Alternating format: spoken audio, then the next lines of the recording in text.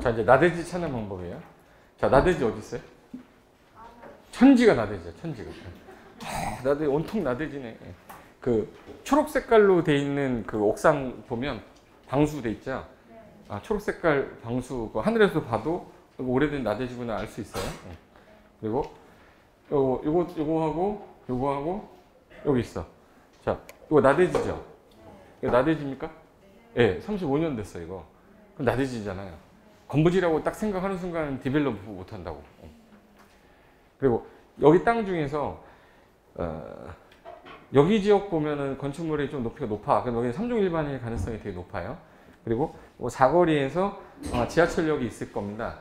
지하철역에서 좀 들어가면 이쪽은 거의 대부분 2종 일반이에요. 그러니까 지하철에서 보통 한 5분 이상 거리 넘어가면 상업지역, 일반 상업지역이 대부분이거든요. 사거리는. 근데 항상 띠 모양으로 되어 있습니다. 사거리가 이렇게 해서 띠 모양으로 이렇게 여기가 이제 상업지역이에요. 일반 상업지역. 상업지역은 이렇게 안 돼 있어요. 잘 도심지 내에서. 그리고 이제 이쪽 라인이 보통 일반 주거거나 전용 주거는 이 안쪽으로 들어가야 돼요. 전용 주거 같은 경우는 많이 지어봤자 3층짜리 정도 다중화 아니면 뭐 다가구 아니면 지을 게 없어요. 근데 여기 같은 경우는 2종 일반이다 보니까 이쪽이 배후 지역이고 항상 여기 학교가 하나씩 있을 거예요. 이렇게. 일단 초중고 있으면 2종 일반이나 3종 일반으로 보셔도 돼요. 그러니까 우리나라 학교, 초등학교, 중학교, 고등학교는 거의 다 일반 주거 지역 안에 들어가 있어요. 설마 상업지역에 있지는 않겠지. 정문 열고 나왔는데 단란점이 보여요. 요구르트 한 2잔 빨고 가면 되지 뭐. 그러면 안 되잖아. 그러니까 학교 자체가 주거지역 안에 들어있어요. 그래서 얘네들 보면 운동장 보이죠? 운동장. 얘 학교거든 이거. 그럼 여기 2종 일반의 확률이 되게 높은 거예요. 뭐 지적도 안 봐도 아는 건데. 자, 그러면 이제 어떤 토지를 내가 매입을 할 거냐. 나는 디벨로퍼를 하는 게 다가구가 아니라 난 전원주택 짓겠다. 이런 분도 있어요. 자기가 땅 사서 디벨로퍼 한번 해보겠다 할 수도 있는 거잖아. 그리고 이렇게 개발이 되지 않은 오래된 주택들이 몰려있는 지역도 있지만 주택 단지를 개발하겠다고 해서 이제 구획된 지역들도 있어요. 이렇게 전원주택 짓는 부지고 요거는 이제 이마 깎아가지고 이제 분양했던 땅들이에요. 어떤 땅을 사든 내가 지려는 목적에 맞으면 되지 뭐. 그러니까 항상 저는 이 과정 하시는 분한테 물어보는 게 뭘 지을 건지부터 정해야 돼요. 그걸 정하지 않으면 땅은 절대 못 사요. 실행도 안 되고 땅이 있으니까 그냥 한번 해볼까 이렇게 하면 안 돼요. 나는 이게 짓기 확실하. 나는 3층짜리 다가구 짓고 1층에 근생 쳐서 월세 받을 거야. 확실하면 그 땅만 찾으면 되죠. 난 도생 져서 월세 받을 거야. 근데 도생 지면은 좀 이게 주택수에 많이 포함이 되니까 좀 이제 분양을 해버리겠다 하는 분도 있지만 갖고 있어가지고 옛날에 월세 받던 시장은 아니야. 정책이 바뀌기 전까지는 약간 쉬어야죠. 뭐 제도가 항상 세금 제도가 똑같은 건 아니니까. 그래서 내가 지금 현재 사는 목적이 이것 때문에 사는 거야, 저것 때문에 사는 거야 정해놔야 돼요. 그리고 나서 내가 땅을 사본 적이 없으니까 계약서 잘 써야죠. 토지 매매 계약서를 딱 보면 되게 단순해요. 토지는 계약할 때 위험 요소가 거의 없어요. 뭐가 위험할 것 같아? 땅 사면서? 계약서 써본 적 있죠? 계약서 쓸 때 건물은 좀 위험성이 좀 있지만 그냥 일반 나대지인데 뭐 계약할 때 뭐가 문제가 있겠어? 내가 분명히 건축되는지 안 되는지 확인했을 거고. 근데 만약에 예를 들어서 토지 사용 승낙서를 받은 상태인데 맹지 탈출을 하기 위해서 사용 승낙서가 있어서 한다 그러면 나중에 이게 허가가 안 날 수도 있거든요. 토지 사용 승낙서를 받고 내가 이제 이 땅을 받았으니까 허가가 나겠지 했다가 그게 안 나는 경우도 있어요. 그런 경우에는 이 계약은 무효로 한다 뭐 이런 특약 써놓으면 되지. 무슨 말인지 알죠? 그런 것들 제외하고는 땅을 계약할 때 위험성 없고 중개를 하시는 분도 마찬가지예요. 토지 가지고 중개하면서 필요한 것들은 취득하려는 사람의 목적에 맞게끔 가능한지 확인하고 된다 그러면 인허가 나오는지 확인해보고 확인했더니 된대. 그럼 계약서에서 인허가 안 나오면 이 계약은 무효로 하실 거고 뭐 금액이야 뭐 조정해가지고 하면 되는 거니까 어떻게 보면 계약 중개를 할 때 제일 편한 게 토지예요. 아파트는 하자 다 써야 되잖아요. 예. 하자 다 찾았는데 하나를 못 찾았어. 그거 가지고 또 뭐라 그래요. 그런 문제가 안 생겨 토지는. 예. 오히려 깔끔하고 그다음에 내가 그때 물어봤는데 나 땅 사본 적 있다. 아직도 안 바뀌었네. 사람이 바뀌어야 되는데. 난 아파트 사본 적 있다. 첫째 시간 내가 물어봤는데 아파트 사면은 땅은 안 사죠. 같이 산댔잖아요. 그럼 땅을 매입했다라는 건 항상 뭘 샀다는 얘기냐면 이제 건물을 샀다는 얘기는 땅 샀다는 얘기예요. 뭐 상가 샀으면 땅 산 거지. 그게 상가 산 겁니까? 땅 샀는데 상가가 있는 거지. 그러니까 원초적인 재료가 토지이기 때문에 항상 거래를 할 때는 그러면 토지의 면적이 얼마냐를 일단 갖고 나중에 내가 새로 졌을 때 어느 정도 건물이 나올 거냐 이것도 되게 중요한 거기 때문에 그래서 요 기본 개념 잡고 매입하면 뭐 할 건지 정해놨는데 가장 중요한 게 이제 이게 비싼 건지 싼 건지 그게 제일 어렵잖아요. 야 이게 딱 정가가 있는 게 아닌데 이게 평당 150에 나왔는데 얼마 전에 옆에 거래된 거 보니까 160이래요. 그럼 싸게 나온 거죠. 근데 얘가 엄청나게 비싸게 살 수도 있잖아. 100만 원짜리를 사기당해서 160에 살 수도 있잖아. 그럼 나는 얘 보고서 나는 150이니까 싸게 샀다. 나 50만 원 더 비싸게 산 건데. 무슨 말인지 알죠? 그러니까 시세 파악도 되게 중요한 거고. 그래서 최근에 땅값이 궁금하면 그러면 우리가 이제 밸류맵이나 디스코 같은 데 사이트 들어가거든요. 그리고 이제 그 토지의 감정 가격이 있고요. 시세가 있어. 어느 게 조금 더 비싸게 나와요? 시세가 좀 비싸죠. 감정 가격이 좀 싸죠. 공시지가 비싸요? 감정 가격이 비싸요? 감정가. 기본적인 상식은 있잖아요. 공시지가가 제일 낮고 그 다음에 감정 가격이고 그 다음에 실제 거래 금액은 금액이겠지만 이건 도심지에만 허용되는 거예요. 도심지가 아닌 지역은 공시지가가 이런데 시세는 더 낮은 경우도 되게 많아요. 공시가는 계속 올랐는데 거래가 없어서 실거래가가 더 낮은 경우도 많은데 내 기본 상식에서 야 공시지가가 1억인데 5천에 나왔대. 그건 낼름 사면 인생 망가지는 경우도 있다고. 시세가 오히려 3,500일 수도 있어요. 뭐는 계속 올랐어요? 공시가는 계속 올랐는데 사람들이 쳐다보지도 않는 땅이라 나 당장 돈이 필요해서 내놓는데 3천만 원에 거래되면 될 거를 5천에 내놨는데도 공시가보다 싸니까 내가 되게 싸게 산다고 생각하는 거예요. 그러니까 오해하시면 안 돼. 항상 기준이 도심지냐 도심지가 아닌 지역이냐. 그러면 감정 가격은 내가 어떻게 하냐. 감정 가격은 어디다가 의뢰하면 돼요? 그럼 감정평가사한테 의뢰하면 되는데 그렇게까지 안 해도 돼. 그쪽 주변에 경매 나온 물건 보면 다 감정해놨어 다. 그거 보고 하면 되지 뭐 감정평가 의뢰를 해.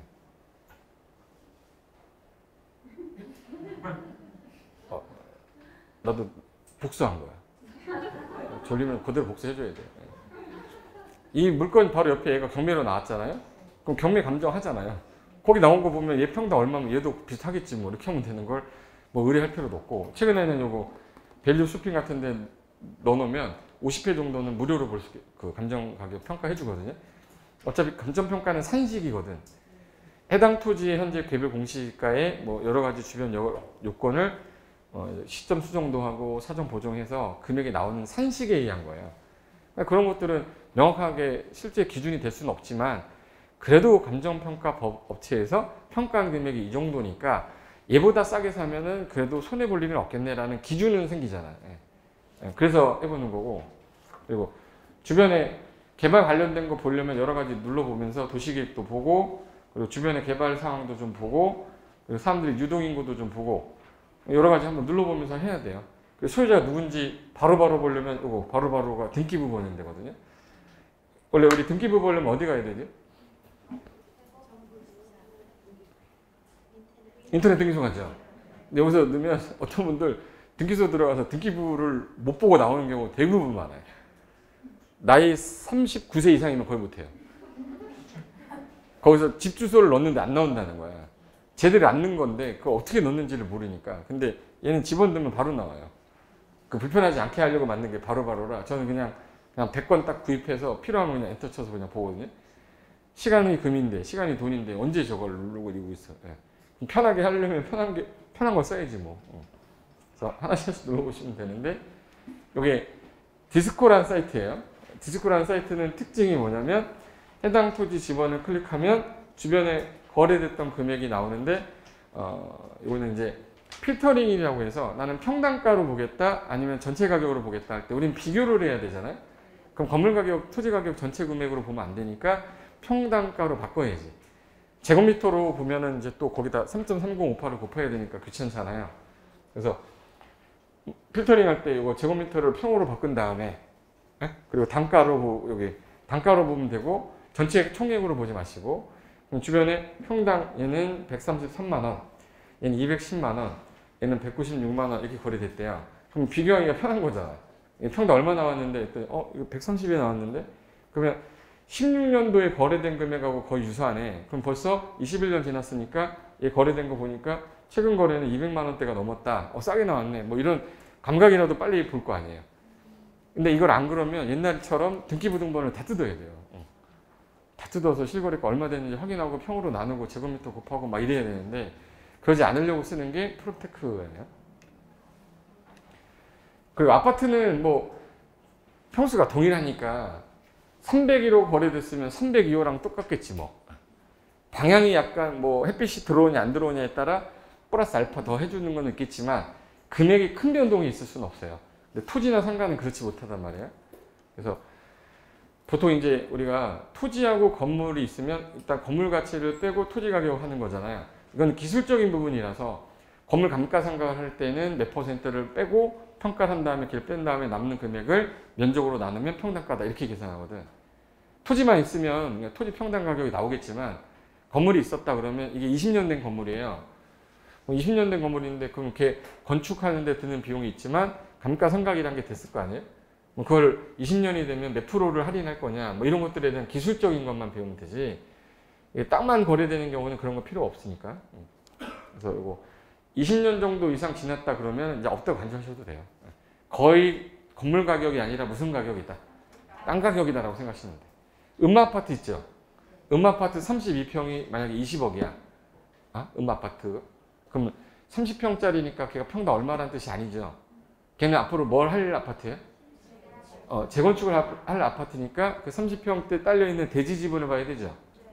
대지 지분을 봤더니 예를 들어서 15평이다. 15평을 그러면 20억으로 나누면 평당 가격 나오겠지. 그러니까 그렇게 계산하는 거라고요. 근데 건물이 좀 8년 됐대. 8년 됐으면 아직 20년 안 됐죠. 건축하는 비용 다 한 다음에 8년이면 한 10년 단위로 해서 2년 단위로 한 5% 정도 빼거든. 그럼 몇 프로 빼야 돼요? 5, 4, 20이니까 20% 빼야죠. 건축하는 금액이 만약에 들어간 게 5억 들어갔다. 그럼 20% 빼면 4억 정도 되겠구나. 이렇게 해야지. 이해 안 되는데 이렇게 하는 거예요. 자, 이 건물이 현재 8년 됐다. 8년 됐는데 건축하는 비용이 5억이 든대요. 원가로 들었을 때. 근데 8년이면 2년마다 5% 정도씩 감가로 보거든. 보통 일반적으로 봤을 때. 그러면 얘 몇 년이에요? 8년이면 5, 4, 20%잖아. 20%를 빼야 된다고요. 그럼 5억의 20%는 1억. 그래서 제가 4억이라고 한 거예요. 이해되신 거예요? 근데 얘가 얼마에 나왔냐면 20억에 나왔대. 20억에 나왔는데 그럼 건축물 가격 빼야죠. 4억 빼면 얘 몇 억이냐면 16억이잖아요. 16억인데 평수가 100평이래요. 그럼 100으로 나눴다. 그럼 얘는 얼마야? 1600만 원. 평당. 100평 토지야. 그럼 토지 가격이 16억이래요. 평당 1600만 원이라는 얘기지. 야, 싸게 나왔네. 2천만 원인데 넘는데 이 건물 사도 되겠다. 이렇게 하는 거지. 괜히 했어요. 안 할게요. 이거는 우리가 건축하고는 상관은 없지만 사기 전에 알아야 될 부분이기 때문에 사기 전에 건물이 있으면 그렇게 하는갑다라고만 보시면 되고, 이거는 이제 이 동네가 가격이 올라가고 있는 지역이냐 좀 떨어지고 있는 지역이냐 해서 실제 거래된 것들이 점점 올라가고 있는 지역은 유동인구가 점점 늘어나고 있다거나 수요자가 늘고 있는 지역이다 보니까 실제 거래 금액이 늘었나 보다. 저기 보합세로 되어 있는 지역들이 있어요. 인구 빠져나가는 지역들이에요. 거래가 안 됐다는 거지. 그럼 여기 서울 지역, 여기 수도권 지역이고 여기는 이제 그 강릉 쪽인데요. 옛날에 이런 적이 있었어요. 여기 강용석이라는 사람이 있고 강원동이 있어요. 둘 다 강씨죠. 근데 이 사람은 판교에 있는 땅을 2003년에 매입을 했고 이 사람은 2010년인가에 매입을 했어요. 이게 평창 올림픽이 있다고 해서 이제 호재로 산 거고, 예, 판교를 산 이유가 신도시가 2005년도에 발표됐거든요. 판교가. 근데 2003년도에 계획을 짜고 있을 때 그 정보를 들은 거예요. 근데 얘 같은 경우는 그때 당시 한 2억 정도에 샀다 그러면 20억 주고 샀거든요. 근데 지금 땅값이 똑같아요. 무슨 말이냐면 평창에 20억 주고 샀고 강용석 씨는 이제 1억 2천 주고 샀어요. 근데 이게 제가 이 금액이 상관없다고 했을 때 평창 쪽이 좋으세요? 판교가 좋으세요? 지금이야 판교지. 2003년에는 판교가 어딘지도 몰랐어요, 사람들이. 그때는 분당만 알았단 말이야. 분당 아세요? 분당? 판교가 어디에 있어요? 분당에 있어요. 판교가 분당에 있는 건 아니에요. 분당구 판교동이잖아. 네, 보통 이제 우리가 분당, 성남시 분당이죠. 근데 분당 사람들은 성남이란 말 쓰는 거 되게 싫어해요. 성남이란 말 쓰지 말라고 그래요. 전화하면 너 성남으로 이사 왔다며 그러면 야씨 분당. 근데 판교에 있는 사람들은 뭐라고 그래? 야 너 분당 이사 왔대 그러면 어디서 분당? 판교. 분당에 있는 판교잖아. 근데 그 당시에 판교가 완전히 그냥 논밭이었었어요. 근데 개발 계획이 나오면서 분당에 있던 집값이 너무 많이 올라가니까 집값을 잡아보겠다고 대체 도시를 만든 건데, 그럼 판교는 택지 개발을 해가지고 진행이 된 지역이에요. 그럼 거기다 이제 아파트를 지면 새 아파트죠. 그 당시 분당 아파트는 한 15년, 20년이 다 됐기 때문에 벌써 이제 슬슬 리모델링이 말이 나오기 시작할 때인데 새 아파트가 들어가. 그럼 이제 이 아파트 계속 올라가는 거가 좀 떨어지겠다라고 생각했겠죠. 이 4억짜리가 8억대 있는데 너무 올라간다 이거 버블 낀 거 아니냐. 그래서 여기다 판교의 신도시 만들겠다고 다리 건너에 했더니 얘 가격이 지금 현재 싸게 나와야 되니까 분양가 상한제를 때렸거든요. 분양가 상한제. 여기 30평 8억인데 여기 30평 3억이 분양이야. 당첨되면 5억이야. 그럼 이거 넣어야 돼, 안 넣어야 돼요? 그럼 넣어야지. 근데 이거를 현재 지어서 집 없는 서민한테 공급하겠다라고 발표를 했는데 이 사람들은 집값이 이제 떨어질 거라고 예상해야 될 거 아니야. 근데 이건 정부 눈이고 우리 눈은 얘가 8억까지 갈 거라고 보이는 거야. 얘 안 떨어진다고 생각하고. 그럼 이거 청약 넣어야 돼, 안 넣어야 돼? 넣어야지. 그러니까 청약 과열되잖아요. 그랬더니 야, 니네 진짜 실수요자니? 했더니 예. 그럼 너 10년 동안 안 팔 수 있어? 그러니까 이제 가수요자들이 전매금지 시키니까 못 들어가는 거예요. 그래서 판교 10년간 전매금지였잖아. 분양가 상한제 맞으면 10년 전매금지였었어요. 그러면 상가만 거래됐겠죠? 그럼 실수요자들이 들어가려다가 얘는 10년 동안 살면 되니까 들어갔겠지만 가수요자는 안 들어갈 거 아니에요. 그러니까 분양가 상한제가 실시가 딱 되면 그 순간부터는 오피스텔로 옮기게 돼 있어요. 오피스텔은 주택이 아니잖아. 주택이 아니라는 건 주택법 적용을 안 받아요. 주택법 적용 안 받으면 분양가 상한제를 안 받는 거란 말이에요. 그러니까 사람들이 이제 오피스텔로 가는데 갔더니 또 이제 주거용 오피스텔은 주택 수요 늦겠다 막 계속 나오는 거예요. 이게 마찬가지예요. 이 당시에 판교도 잘 몰랐고 평창 올림픽이 개최한다 안 한다도 확실하지는 않았을 때야. 그래도 미래를 보고 한번 투자를 한다 그러면 저는 판교였어요. 왜? 서울에서 가깝거든. 뭘 해도 서울에서 가까우면 뭔가가 될 거 아니에요? 네. 여기가 강화동 여기가 그때 왜 20억 주고 이 땅을 샀냐면 이 친구가 그때 당시에 그 부동산을 너무 잘해서 아니면 누구한테 속아서 산 거예요. 맹지 산 거예요. 이게 어딨어? 도로에 접해 있는 토지가 아니었었어요.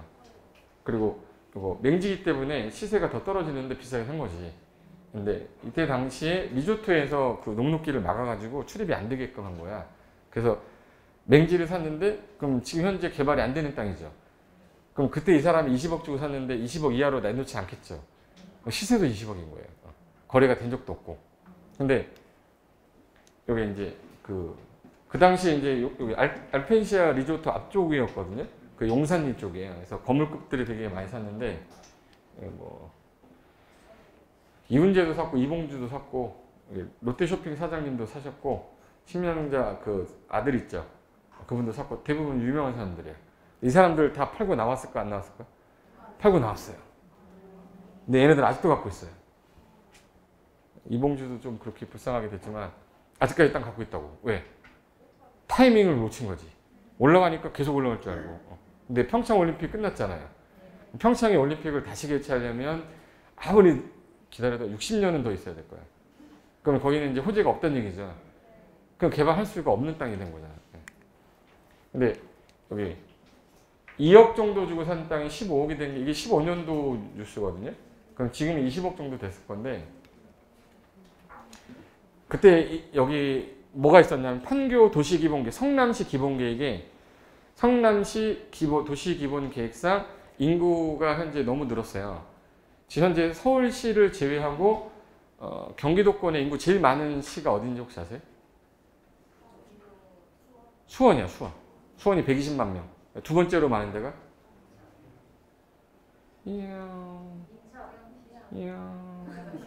고양시야, 고양시. 힌트를 줘도 모르겠네.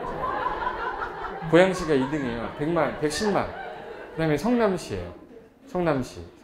그 다음 부천시, 용인시 뭐 이렇게 돼 있는데 지금 현재 인구가 너무 많으니까 여기를 좀 약간 인구를 배분해야 되겠다 해서 분당 쪽에 너무 몰려 있으니까 건너편 쪽에 신도시를 만들겠다는 말이 기초조사할 때 나올 때였던 거야. 근데 그 당시 이분이 국회의원이었었거든, 이 사람이. 그래서 그 정보를 어디서 들었겠죠. 왜 한 자리 하고 있으면 정보는 많이 들을 거 아니에요. 그래서 그때 당시 1종 1반이었다가 지금 2종으로 바뀐 것 같거든요. 쉽게 말하면 2003년도에 사는 거였고 우리 그때 디벨로퍼 수강생은 2005년에 샀대요. 근데 이분은 240만 원, 270만 원 샀는데 이분은 평당 300에 샀으니까 좀 오른 상태죠. 왜? 발표가 났을 때거든요. 그러니까 이미 오른 상태에서 300만 원 주고 샀기 때문에 70평이면은 37에 21, 2억 1천만 원 주고 산 거죠. 그러니까 세금까지 하면 한 2억 3천 정도 들었을 거야. 근데 18년도 그때 가정에 디벨롭 할 때 가정에서 이거를 건축을 해야 되냐 말아야 되냐 고민하고 있을 때였거든요. 이게 주변 시세가 얼마였더니 2천만 원이라는 거야. 얼마가 오른 거죠? 1,700이 오른 거예요. 평당 1,700이 올랐어. 이미 땅값에서. 이 사람은 여기서 다 뺀 거예요. 그럼 땅값만 지금 현재 얼마야? 27에 14니까 14억이죠. 그럼 이 당시에는 2억 1천일 때는 여기다가 건물을 지으면 안 돼요. 주변에 들어온 게 하나도 없고 구획 정리만 돼 있는 땅이었기 때문에.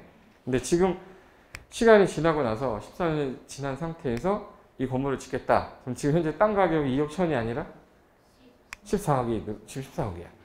근데 LTV가 그때 70%에서 80%까지 나왔어요. 땅에. 담보 비율이 80%까지 나오면 8, 4, 32, 8, 1은 8, 11억이 나와요. 11억. 대출이 11억인데 건축비가 11억은 절대 안 나오거든. 대출을 많이 받을 필요는 없지만 만약에 80%만 받아도 11억인 거예요. 근데 건축비가 얼마 나올지 보세요. 대지 몇 평이에요? 2종 일반이죠. 그럼 이제 딱 보고 이제 건축비 나와야 돼. 2종 일반이니까 용적률 200%죠. 그럼 대지 몇 배? 2배. 200%니까. 그럼 70평에 2배니까 140평 질 수 있는 거죠. 140평 질 수 있는데 분명히 아까 꺾인다고 그랬잖아. 대략 한 20평 빼도 한 100 얼마? 120평. 120평인데 이때 당시가 평당 500이었단 말이에요. 지금 580이지만 500이면은 5, 20, 5, 6억. 건축비 6억인 거예요. 이게 되는 거지 지금. 이렇게 하면 안 돼? 그래서 여기 원래는 땅이 70평 200%니까 140평 질 수 있어야 되는데 보통 이제 3층 가서 꺾이다 보니까 이 정도 날아간다고 치었을 때 120평 정도 나오면 평당 500만 원이 건축비가 든다. 그럼 6억이잖아요. 그럼 6억에다가 6억인데 여기 대출이 얼마가 나오는? 11억. 그럼 이거 굳이 80%안 받아도 되죠. 이자만 많이 나가니까. 그러면 대략 60%만 받아도 충분한 거죠. 근데 지금 현재 거래되는 게 지금 얼마에 거래되는 24억인가? 25억에서 26억 들어요. 그럼 지금 현재 이 사람이 제일 잘한 건 뭐예요? 땅 산 거지. 2억 1천 들어간 거라 2억 1천 들어간 거야. 근데 지금 26억짜리잖아요. 10배가 된 거 아니야 이거. 그러니까 결론은 뭐냐면 땅 잘 사야 되는 거예요. 건물을 잘 사야 되는 게 아니라 땅 잘 사야 돼요. 아 그때 평교 갔었어야 되는데. 저는 파주로 갔거든요. 그때 판교, 평택 그리고 이제 파주 셋 중에 하나 고민했다가 그래서 평택을 그렇게 많이 갔다 왔다 했는데 전 통일이 될 것 같았어요. 그때 당시에 막 통일 막 될 거라고 생각했었어 솔직히. 전 앞으로도 3년 안에는 통일이 될 거라고 생각하거든요.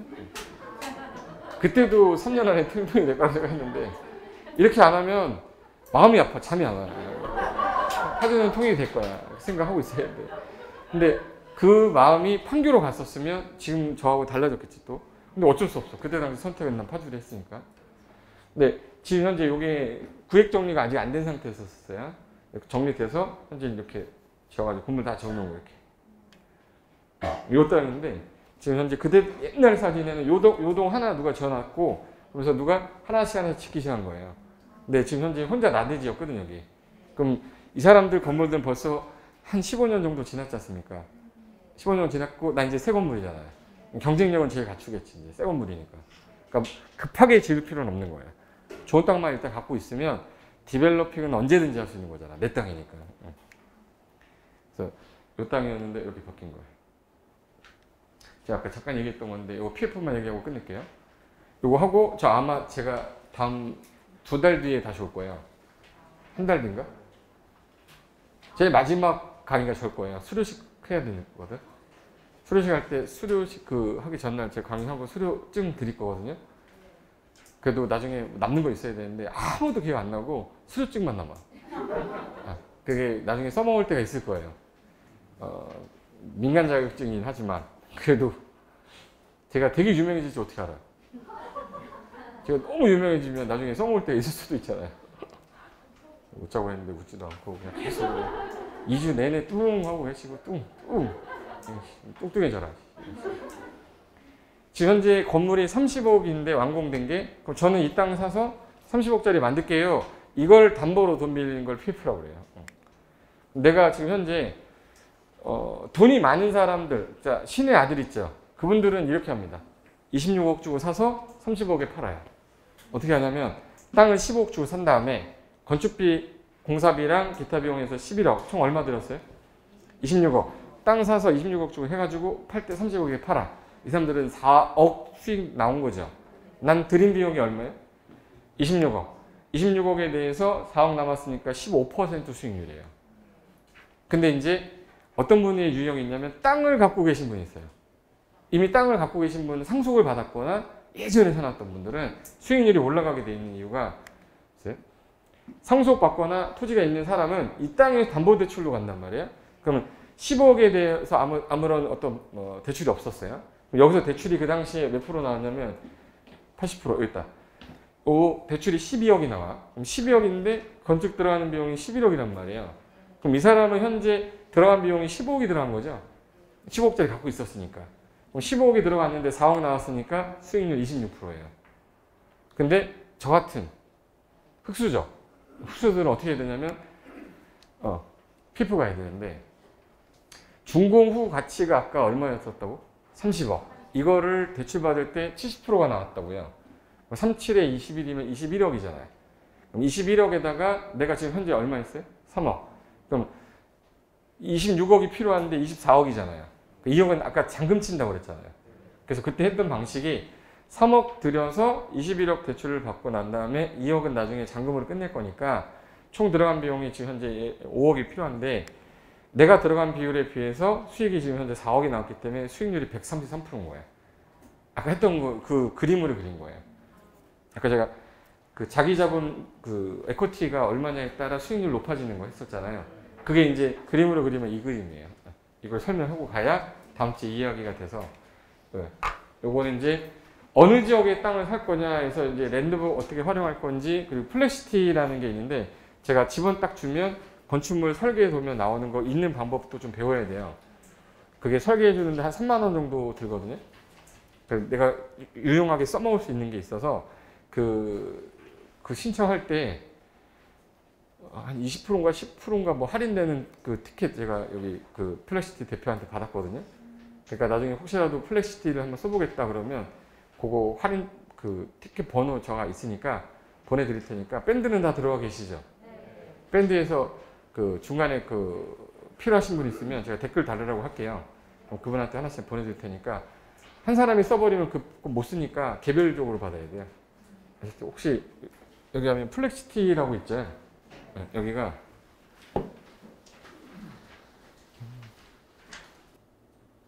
지금 마포구에 있는 땅인데 이게 207번지 땅이에요. 근데 207번지 땅 이걸 클릭을 하면 이 땅에다 내가 다가구를 짓겠다. 여기 여기는 값은 해당 지역에 있는 걸 불러오기 때문에 최대 용적률 250에 50이에요. 3종 일반 주거인가 봐. 3종 일반 주거라서 250까지 준 거거든요. 이 값에다가 나는 주택을 짓거냐, 상가를 짓거냐, 뭐 업무시설 짓거냐를 선택하고 엔터 딱 치면 설계가 나오는 거예요. 그럼 여기 나는 여기다가 상가랑 주거를 같이 짓겠다. 그럼 주거는 다가구로 가고 상가는 만약에 내가 휴게 음식점을 하겠다. 기획 설계하면 요거 들어가잖아요. 한 개당 3만 원에서 나가는 거야. 이거 누르면 3만 원 나니까 안 할 거예요. 최근에 평택 용의동 물건 요건데 보여줘도 돼? 지난주에 질문하신 건데 요 물건이 평택 용의동의 그 단독주택 필지로 이제 매각이 나온 건데 그거에 대해서 주택으로 질 건데 다가구로 많이 짓겠다. 그러면 기획 설계하고 여기 네 실행합니다. 그럼 이제 3만 원 빠지는 거예요. 지금 3만 원 쓴 거다 지금. 뭐 이 정도야 집 팔면 되죠. 그럼 이제 설계에 빠지는 건데 조금 전에 그 땅에다 지면 이렇게 나온다는 거예요. 그래서 1층 피로티르하고 주차장이 제일 중요하댔죠. 가구 수를 지금 잡아놓은 게 4가구 잡았을 거야. 현재 여기 땅을 사는 금액이 4억 9천으로 지금 현재 주변 시세를 4억 9천으로 잡은 거는 불러드린 거예요. 옆에 있는 거를. 그러니까 옆에 실제 거래된 금액을 공시배열로 따져서 계산이 된 거라 이건 내가 나중에 마지막 날 있죠. 수도식 하는 날 제가 이거 사용하는 방법 다 알려줄 테니까 그 전에 이거를 그 다른 과정들에서 어떻게 건축이 됐는지 보고 수익률까지만 하면 돼요. 근데 기본 수익률 개념을 알아야 되니까 다음 주에 수익률 계산하는 거 알려드릴 거고 그 다음 주에 설계, 그 다음에 세금, 그 다음에 사례, 그리고 건축사, 그리고 마지막에 임대관리, 노 대표 와서 하고 마지막에 제가 수료할 때 이제 요 물건 아무거나 하나 번지 주세요. 그럼 내가 그 자리에서 바로 한 다음에 어떻게 하는지 보여줄 테니까 빠지지 말고 오셔야 돼요. 지금 얘는 4억 9천으로 사면 분양수익이 1억 1천 정도 나온다는 뜻이거든요. 근데 이게 4억 9천에 샀을 때 지금 현재 공사비가 들어가는 비용 얼마, 설계비, 감리비 얼마 해서 현재 주변 시세로 불러온 거예요. 그리고 이건 이제 한국부동산원하고 국토교통부 실거래가 있죠. 그 불러다가 가설계 때린 거예요. 정확하게 부분은 맞는 건 아니지만 실제 설계 들어가기 전에 내가 개념을 알고 있으니까 3만 원이면 괜찮지, 할만하지 뭐. 근데 이게 지역이 서울, 인천, 경기, 부산, 광주, 대구까지 받는데요. 그러니까 강원도가 현재 안 되고 있거든요. 그러니까 이제 돈을 많이 받으면 얘 40억 투자 받았기 때문에 아마 확대할 것 같아. 강원도도 되고 할 거예요. 지금 현재는 보기만 되는데 상세 리포트 보기 하면 프린트로 나와요. 이제 상세 리포트 보기 하면 이제 표지 저기요. 하면 이거를 이렇게 나와요. 가설계 했을 때 A 타입, B 타입 할 때 평형 타입도 다 가장 주변에서 원하는 선호하는 걸로 구성이 된 거고 마지막에 분양 수익이 얼마 왜 이렇게 나왔냐 이거까지 표까지 나오는 거라 이렇게 프린트할 때 PDF로 저장한 다음에 중간에 이거 보는 방법만 좀 배우면 돼요. 여기서 어떻게 하면 되겠구나 해서 바탕화면에 저장. 그럼 이제 플렉시티라고 나왔죠. 그럼 여기 좀 전에 했던 거. 이건 이제 고객 있으면 고객한테 카톡으로 보내도 되고 내가 좀 가공해야 된다 그러면 얘를 PPT로 바꿀 수 있거든요. 여기 RPDF라고 있어요. 이걸 또 어떻게 설명하지? 알소프트라는 해서 만든 PDF인데 여기 위에 보면 변환이라고 있어서 PPT로 변환하면 이제 파워포인트로 바뀌어요. 수정할 게 있으면 그걸로 수정하시면 돼. 그리고 방금 전에 했던 내용이 그대로. 요 땅에 있는 게 지금 현재 이거를 불러오려면 내가 치려고 하면 시간 엄청 걸리거든. 그래서 요 토지용계 확인서에 있는 내용 그대로 불러온 거고요. 그리고 건축물 지었을 때 보면은 현재 다가구 주택이 노란 색깔 부분이 다가구고 1층은 건축 가능한 영역인데 일조 제한 때문에 뭐가 빠진 이쪽이 북쪽이죠. 여기 꺾인 거 이렇게. 그리고 이제 왜 이렇게 됐는지에 대한 설명이 뒤에 하나씩 있는 겁니다. 그래서 처음 일단 땅이 10개가 있었는데 내가 간추려서 3개다. 그럼 3개를 넣었을 때 어느 거를 하는 게 좋을 건지 한번 검토를 해보잖아요. 근데 건축사한테 맡기면 일주일 걸려요. 그래서 70만 원에서 80만 원 받아, 가설비하는데. 근데 그걸 피드백이 오는데 또 설명도 제대로 잘 안 해줘. 그러니까 내가 조금 공부해서 볼 줄만 알면 돼요. 그럼 비용도 줄이고 내 실력도 늘리고 나중에 좀 어떤 일이 생겼을 때 대화도 할 수 있을 거 아니에요. 그래서 한 과정 다 끝나고 나면 제가 보여드리려고 일단 해놓은 건데, 중간에 제가 그거다가 다른 회사 컨설팅 하는 거 있어요. 그 수익률 얼마 나왔는지 내가 보여드리는 자료 올려놓을 테니까 밴드에 자료 있으면 다운 받으셨다가 여러분만 보셔야 돼. 다른 분들한테 공유하면 안 돼요. 우리는 우리끼리만 공유하고 필요하신 경우에만 할 테니까, 필요하면 컨설팅 했던 내용 중에서 좀 약간 참고로 알아야 될 것들은 제가 밴드에 올리도록 할 테니까 나머지는 그렇게 하고, 중간에 아마 회식을 한번 하게 된다 그러면 조를 짜든지 뭘 하든지는 내가 밴드에서 말씀을 드릴게요. 아시죠? 자, 오늘 여기까지만 하고 다음 시간에 뵙겠습니다. 자, 수고하셨습니다.